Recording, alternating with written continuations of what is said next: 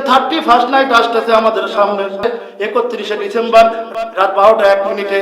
ও মুসলমান বন্ধুগণ, এটা হলো খ্রিস্টানদের কালচার। কাদের কালচার? খ্রিস্টানদের কালচার। আজ এই খ্রিস্টানদের কালচার মুসলমানরা তাদের নিজেদের ভিতরে কিন্তু ধারণ করা শুরু করেছে। মুসলমান বন্ধুগণ আমার, আল্লাহ নবী বলেন, মা তাশাব্বাহা বিকওমিন ফাহুয়া মিনহু। দুনিয়ার জমিনে যাদের সাথে সাদৃশ্য হবা, কিয়ামতের দিন তোমাদেরকে তাদের সাথে যাওয়া লাগবে। খ্রিস্টানরা জান্নাতি না জাহান্নামী? হিন্দু, বৌদ্ধ, খ্রিস্টান যারা অন্য ধর্ম আছে তারা প্রত্যেকেই জাহান্নামী।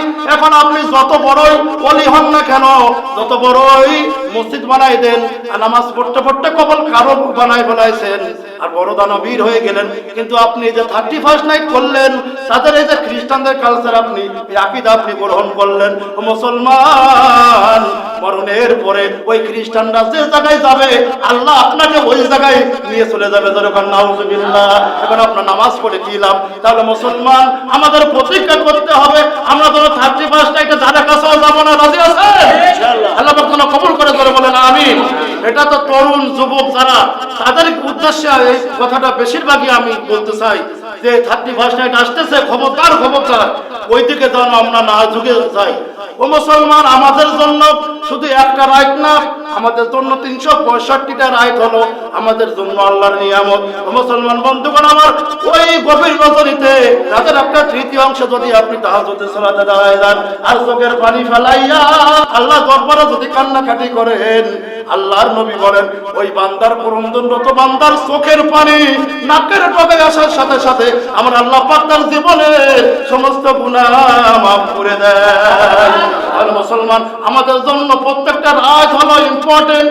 আমরা খ্রিস্টানদের কালচার আমরা আমাদের আকীদাগত দিক থেকে নেব না, ওদের কাছ থেকে ভালোবাসা নেওয়ার কিছু নেই।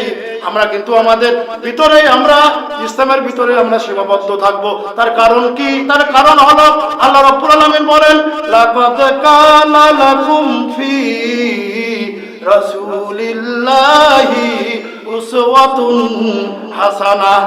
আল্লাহু আকবার। আল্লাহ পাক রব্বুল আলামিন বলেন, ও বান্দারা রে, আমি তোমাদের উত্তম আদর্শ হিসাবে আমি আমার রাসূলকে পাঠালাম, আমি আমার বিশ্ব নবীকে পাঠিয়ে দিলাম। এই বিশ্ব নবী জীবন থেকে তোমরা আদর্শ গ্রহণ করো, তার আদর্শ থেকে তার উত্তম চরিত্র তোমরা গ্রহণ করো। আজকে আমাদের খ্রিস্টানদের কাছ থেকে নেওয়ার কিছু নেই, হিন্দুদের কাছ থেকে নেওয়ার কিছু নেই, মুসলিমদের কাছ থেকে নেওয়ার কিন্তু কিছু নেই। মুসলমান, আমাদেরকে নিতে হবে ইসলাম থেকে, কোরআন থেকে। আল্লাহ নবী যা করেছেন, সাহাবা আজমাইন যা করেছেন, এটা আমাদের বাস্তব জীবনে মেনে নেওয়ার দরকার আছে না নেই? আল্লাহ রাব্বুল আলামিন যেন আমাদের এই কথার উপরে আল্লাহ পাক যেন আমল করার তৌফিক যেন দান করে, বলেন আমিন।